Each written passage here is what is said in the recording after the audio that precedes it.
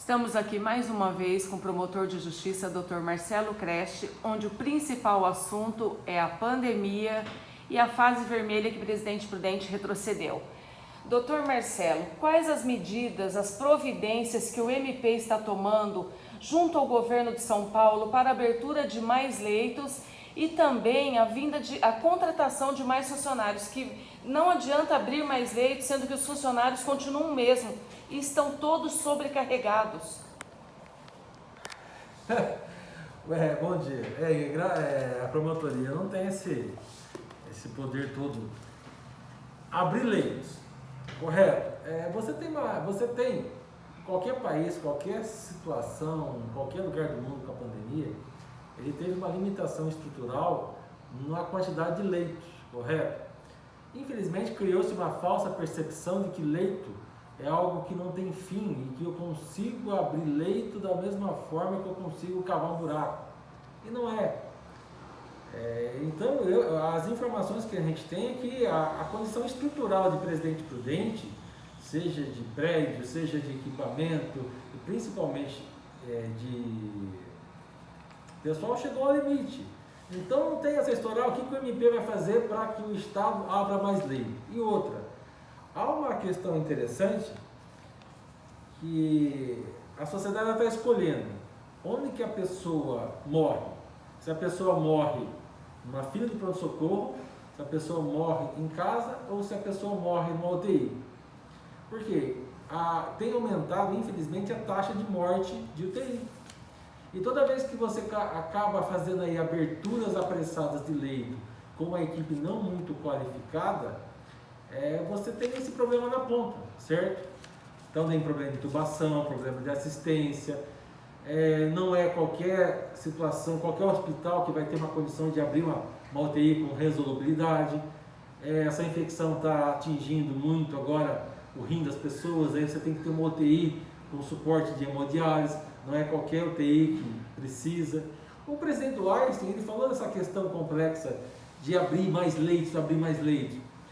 Então, passou-se uma imagem para a sociedade como que se abre leitos num estalar de dedos, certo? Tem algumas pessoas que fazem, vamos abrir um hospital de campanha. O cidadão nem sabe o que é um hospital de campanha, nem sabe quais são os requisitos para a instalação de um leito no TI, certo? As pessoas hoje são muito mal desinformadas e todo mundo virou doutor de Instagram, Facebook, Twitter, então, e fala muita bobeira. E essa bobeira acaba, às vezes, contaminando, certo? Pra você ter uma ideia, o prefeito de Araraquara, ele está ofertando 50% a mais em plantão, seja para médico, anestesista, fisioterapeuta ou enfermeiro, do que paga o Hospital Albert Einstein. Ele não está conseguindo. Então, não existe essa história de abrir leito. E outra, quanto mais leito você abrir, mais você vai lotar o hospital. Nós entramos num círculo vicioso que, infelizmente, a sociedade até hoje ela não conseguiu entender o que é esse vírus e entender o que é essa pandemia. Seria interessante, por exemplo, se vocês da imprensa perguntassem aos médicos da linha de frente e aos diretores de hospital de Presidente Prudente, os diretores clínicos, os donos de hospital, é possível abrir mais leitos em Presidente Prudente? Porque a informação que a promotoria tem é que nós chegamos ao limite. Então quem tem que dizer se é possível abrir mais leitos e o que é necessário para que esses mais leitos sejam abertos é a comunidade médica hospitalar de Presidente Prudente. A informação que a promotoria tem é que Presidente Prudente está no seu limite técnico e logístico de leito de UTI. Mas, doutor, o senhor entende também que após a avaliação do Plano São Paulo, nós retrocedemos para a fase vermelha devido à ocupação de leitos UTI clínico? A população pergunta, por que retrocedeu? Porque acabou o leito. Então, o que a população fala? Abre-se mais leitos. É isso que precisa? Então, assim, realmente falta informação? Sim. Se nós estamos sem leitos e para que possamos continuar a ter uma vida normal, precisa-se os leitos? É isso que a população quer saber. Mas veja bem, você não tem como ter uma vida normal achando que a solução dessa vida normal é leito. A solução para essa vida normal é vacina. Leito não é algo inesgotável. Quando o Presidente Prudente, em 5 de janeiro, foi inserido na fase amarela, certo? 5 de janeiro? Não, 5 de fevereiro. nós estávamos numa curva ascendente. Tanto que 15, 20 dias depois, nós novamente inserimos na fase vermelha. Em 5 de janeiro, 20 leitos a mais. Nesse período, também os hospitais colocaram leitos em flutuação. Ontem aumentou um pouco mais de leito, tudo lotado. Ontem atingiu 94,15% de ocupação regional. Praticamente, acho que só a Santa Casa de Prudente tinha 2 leitos, os demais de Presidente Prudente, tudo lotado. Não há estrutura de leito que aguente se a sociedade brasileira, o prudentino, achar que dá para tocar a vida normal. Esse vírus gosta de aglomeração, gosta de circulação de pessoas. Esse vírus, infelizmente, está mais agressivo. E, a verdade seja dita, Presidente Prudente nunca foi um modelo, pelo contrário, foi um modelo bem negativo de respeito às normas sanitárias, respeito ao uso de máscara, não fazer aglomeração, não circular, não lotar bares, não fazer festas clandestinas, ou seja, Presidente Prudente, a sociedade prudentina, infelizmente, ela fez tudo que não era para fazer. Paciência, agora paga um preço. Aí não tem essa de abrir lei, só se abrir lei no cemitério. Tá complicado, né? Doutor, o número total de leitos hoje em Presidente Prudente para Covid-19, tanto clínico como enfermaria? UTI, 109, dados de 21/2. Enfermaria,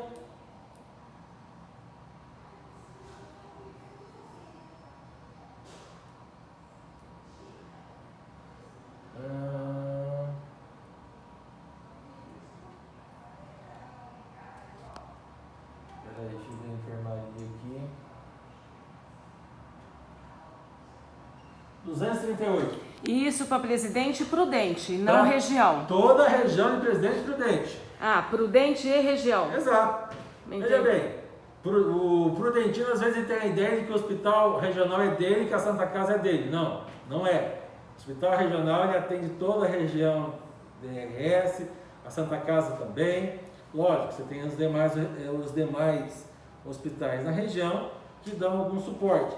Mas algumas complicações, algumas situações clínicas, o paciente tem que vir para o HR ou a Santa Casa. Por exemplo, um caso de Covid com complicação renal. Até ontem, até esses dias a menos, a informação que eu tinha, e era verdade, somente o HR tinha suporte de UTI para hemodiálise. Se lotar, o cidadão que precisa de intubação, mas com suporte de hemodiálise, ou vai morrer, ou vai ter que conseguir uma vaga fora da região de Presidente Prudente. Desde quando começou a pandemia, doutor, o senhor não vê que nós já poderíamos ter um hospital de campanha, sabendo, como o senhor já falou, que os leitos não vão resolver sempre a situação, se o prudentino não ter a consciência, não tomar a consciência, o senhor fazer a sua parte e eu fazer a minha. Mas não passou da hora de ter um hospital de campanha, sabendo que nós somos referência para uma região inteira. O que é um hospital de campanha?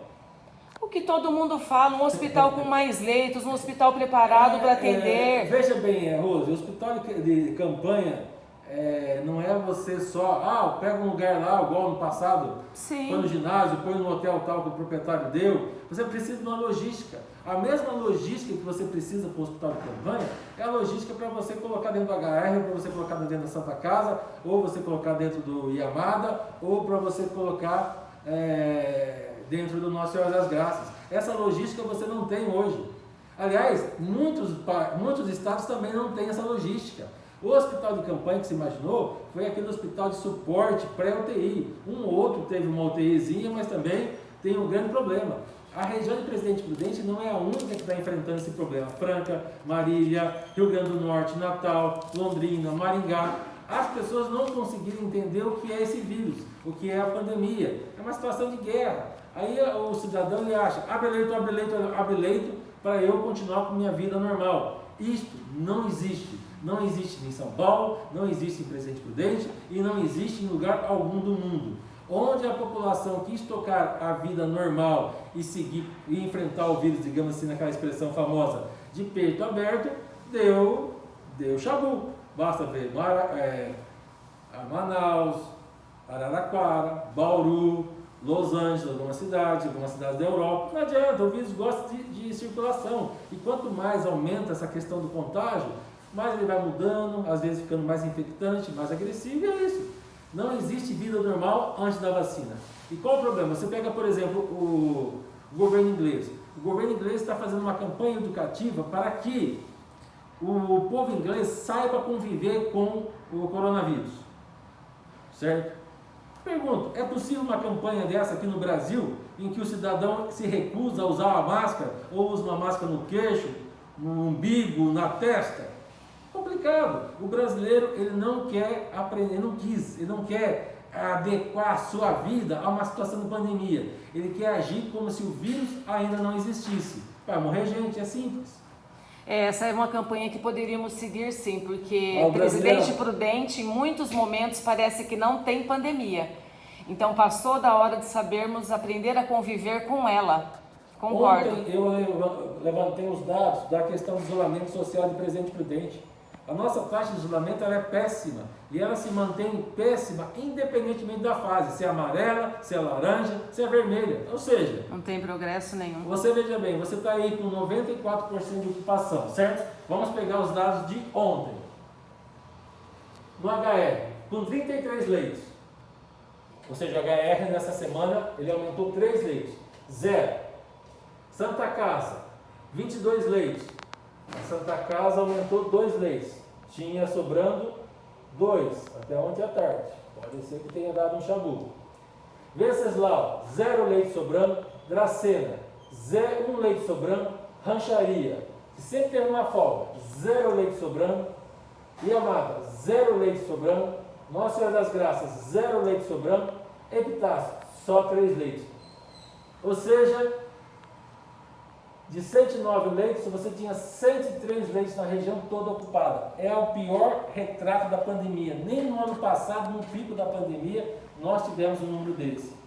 Então, vou falar para você, coloca mais 20 leitos. Se continuar como está, aí na semana que vem, daqui 15 dias, nós teremos 120 e poucos leitos ocupados. Nunca será suficiente. Nunca será suficiente, só que a sociedade não consegue entender isso. Ela acha que a solução é um hospital de campanha, é mais leito, mais leito, mais leito. Aí o cidadão deixa de morrer na rua para morrer no UTI. Não quer dizer que porque tem UTI que o cara vai sobreviver. O tempo, se você entrar no sistema, você vai ver que Presidente Prudente, o tempo médio de internação UTI Covid são 20 dias. A média. É muito tempo. É muito tempo. Então o que acontece? Uma pneumonia normal, a pessoa fica 3, 4 dias, aí 5 dias no máximo, caso precise entubar. Qualquer outras doenças, a intubação nunca chega a 20 dias. O Covid, a intubação chega a 20 dias. Tempo médio, ou seja, tem gente que é 30, outros são 10, mas a média é 20 dias. Você acha que uma doença, com a pessoa querendo viver normalmente, enfrentando o vírus peito aberto, se aglomerando, circulando, você acha que qualquer sistema hospitalar do mundo vai resistir, vai ser capaz? E olha, os infectologistas estão apontando um cenário meio sombrio. Qual é esse cenário? Se você olhar, todo o Brasil hoje está enfrentando um ataque do vírus, digamos assim. Rio Grande do Sul, Paraná, Santa Catarina, São Paulo, Rio de Janeiro, Manaus, Fortaleza, Piauí, Rio Grande do Norte, Bahia. Eles estão apontando o seguinte: estamos tendo ainda o rescaldo, um ataque das festas de final de ano, somando-se com, daqui uns dias, o reflexo do carnaval, e se essa cepa amazônica, a tal da P1, que o pessoal fala que é mais forte, se ela vier e começar a agir, pode faltar oxigênio hospitalar em muitas regiões, pode faltar insumo para a intubação do paciente da UTI. Então as pessoas,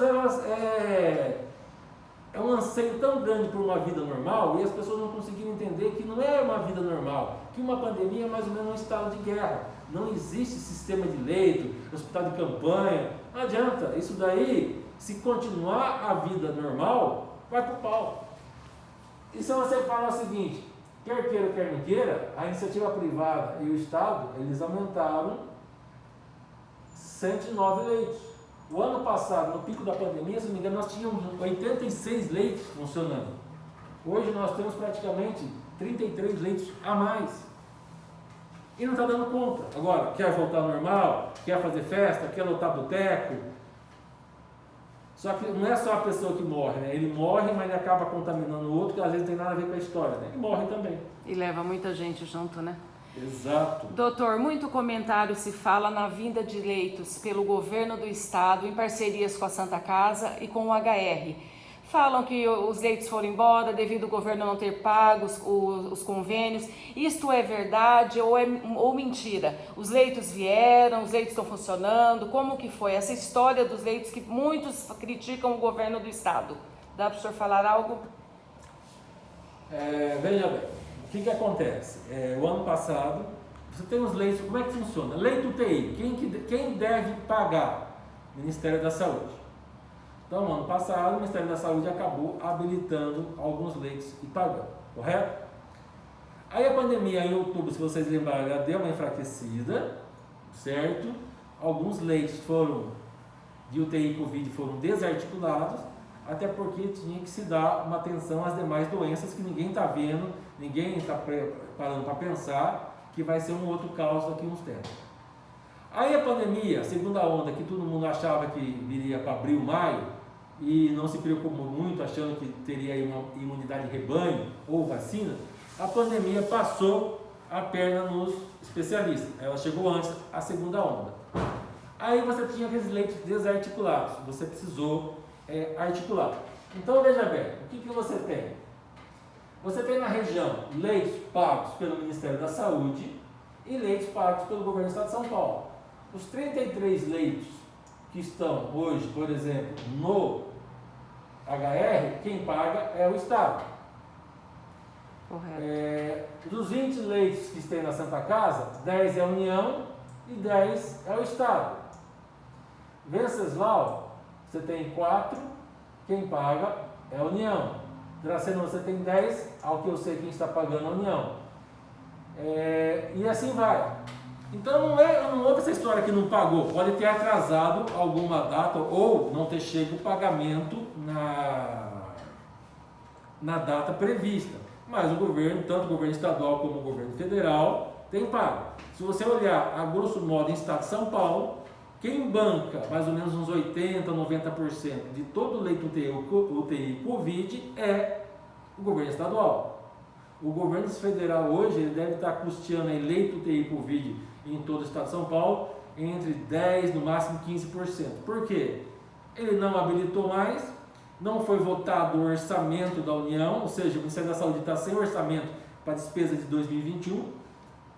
E tanto que o Ministério da Saúde agora fez uma proposta para os prefeitos, vocês usem e depois eu pago, ninguém acreditou. Então é muita desinformação. Hoje a internet ela é um palco, é um circo, é um picadeiro de desinformação. Aí você tem cara que é técnico em orçamento, técnico em despesa pública, você tem um cara que é técnico em hospital de campanha, você tem um outro cara que é técnico em estatística de vírus, virou um caos. E a sociedade fica igual barata tonta, não sabe o que faz. É difícil, né? O compartilhar de notícias falsas. A informação tem que ser correta. Doutor, tem um plano nacional e estadual de vacinação dos idosos. Como o senhor vê o critério adotado, ficando idosos com abaixo de 70 anos para trás? Não começou uma vacinação com todos os idosos, a preocupação de todos. Como o senhor vê a vacinação deles em si? Veja bem, eu posso dar minha opinião pessoal, correto? Isso aí foi uma decisão técnica do Ministério da Saúde. Não concordo, porque qual para mim foi o problema? Quando o Ministério da Saúde ele fez lá, colocou como critério prioritário trabalhadores da saúde, ele abriu demais o leque e sem levar em conta a quantidade de trabalhadores da saúde. Eu costumo dizer que até não vou falar isso não. Certo? Qualquer pessoa com mínimo vínculo, uma estrutura de saúde, ele tem direito à vacina.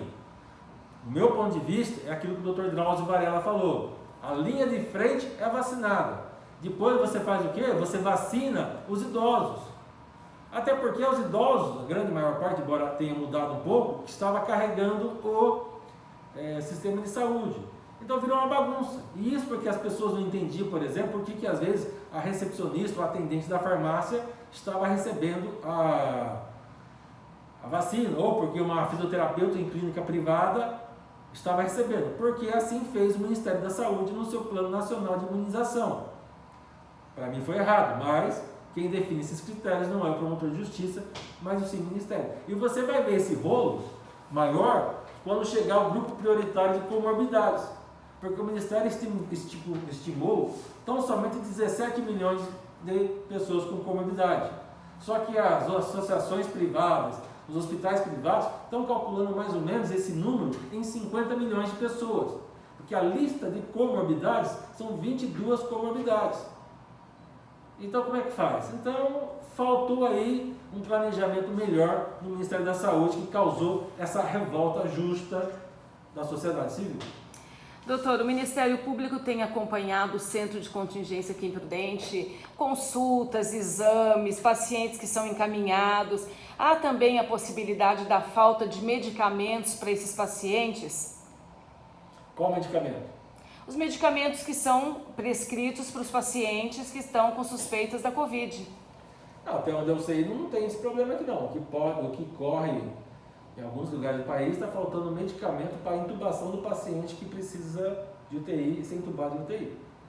E os atendimentos aqui é acompanhado pelo Ministério Público?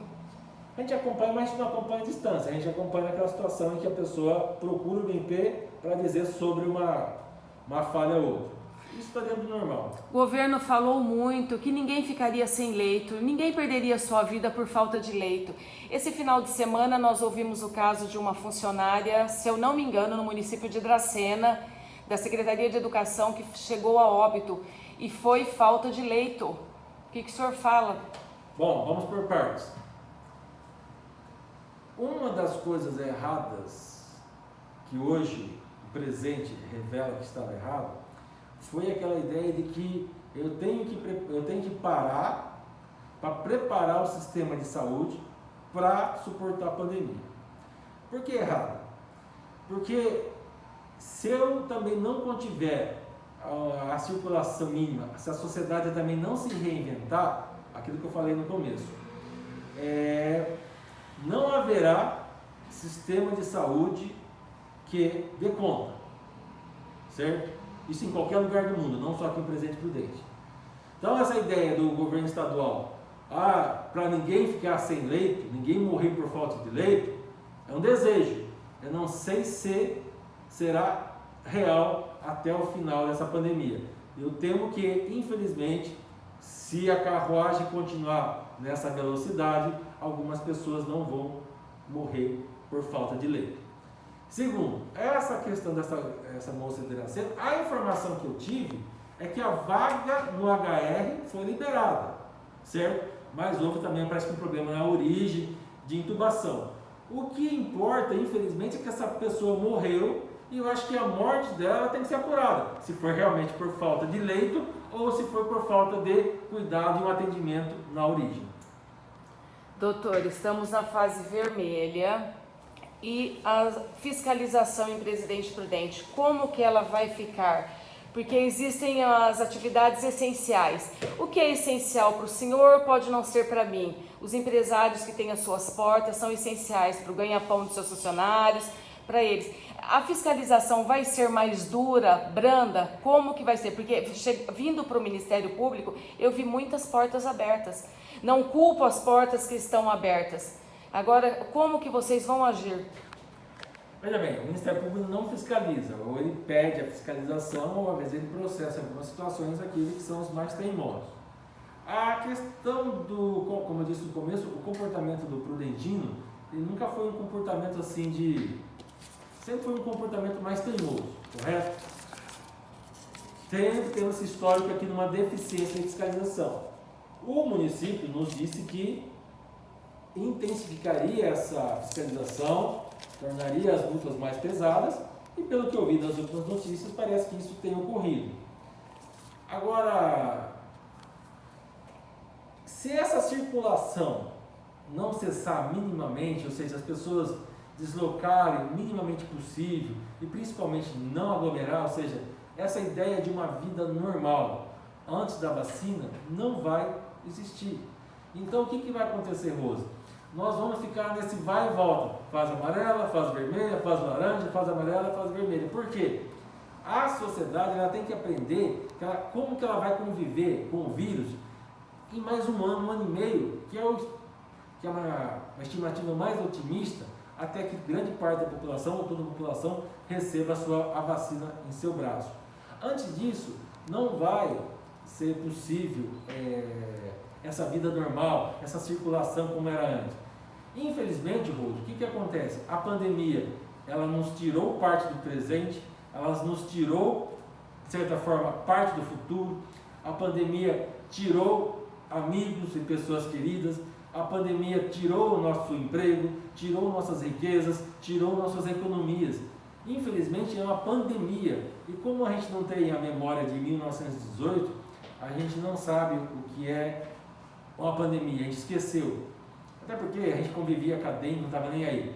Se você pegar os relatos de como era 1918, você vai ver que pessoas morriam na sarjeta, as pessoas morriam em casa, as pessoas morriam deitadas em banco de hospital, em espera de hospital. Essa realidade que ocorreu em 1918, que ocorreu em Manaus, no Peru, em Los Angeles, na França e na Itália, que se tenta evitar. Esta é a ideia de você fazer uma redução da circulação. Só que as pessoas não querem aceitar isso, né? Acham que o vírus é normal, é só montar mais leito, montar hospital de campanha, que virou moda agora, né? É isso. Só que o vírus está aí e não tem sistema hospitalar no mundo que resista ao cidadão querer levar a sua vida normal antes da pandemia. Poderia sim vir uma campanha educativa, aprender a viver com a pandemia, porque o comércio em si, andando pelo comércio, fazendo as reportagens, o senhor vê que estão sendo seguidas todas as medidas da vigilância sanitária. E daí está tendo festas, aglomerações, conveniências, muitas festas em condomínios, as denúncias mostraram isso. Então, assim, paga-se uma população toda, onde não é justo. Entendeu? Então vem o Ministério Público apoiar uma campanha, vamos aprender a viver com a pandemia, ela não vai acabar hoje. E ficar na fase vermelha, o senhor concorda que vai ser difícil, não é fácil. Rosa, a questão é a seguinte, o cidadão, ele está disposto a aprender a viver com a pandemia? Acho que é uma campanha que a Prefeitura podia fazer, a Prefeitura, o Estado. Agora veja bem, a promotoria sempre falou isso, se vocês forem regredidos para a fase vermelha, todo mundo vai pagar. E depois que entra na fase vermelha, não adianta ficar procurando quem que é o culpado, quem que é o inocente.